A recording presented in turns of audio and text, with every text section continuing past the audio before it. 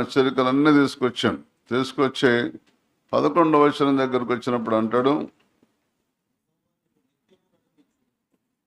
ఉపవాసం అంటే రోజు నేను నడిపించాలి దేవుడు. నేను 2 సంవత్సరాలు ఉపవాసం ఉన్నా, 2 సంవత్సరాలు నడిపించాను.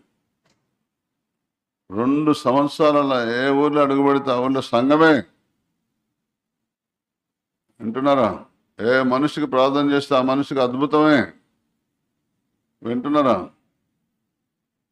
ఏ మనిషి ప్రార్థన చేస్తే ఆ మనిషి సమస్య పరిష్కారమే.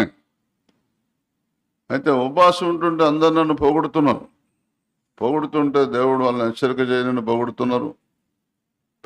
నాకంటే పెద్దవాళ్ళు కూడా పొగుడుతున్నారు. నేను 36 సంవత్సరాల వయసులో వచ్చాను. 60, 70, 80 సంవత్సరాల పాస్టర్లు కూడా నన్ను పొగుడుతున్నారు. హెచ్చరిక చేస్తే ఇంకా ఎక్కువ పొగుడుతున్నారు. దేవునికి బాగా కోపం వచ్చింది, నా మీద కాదు.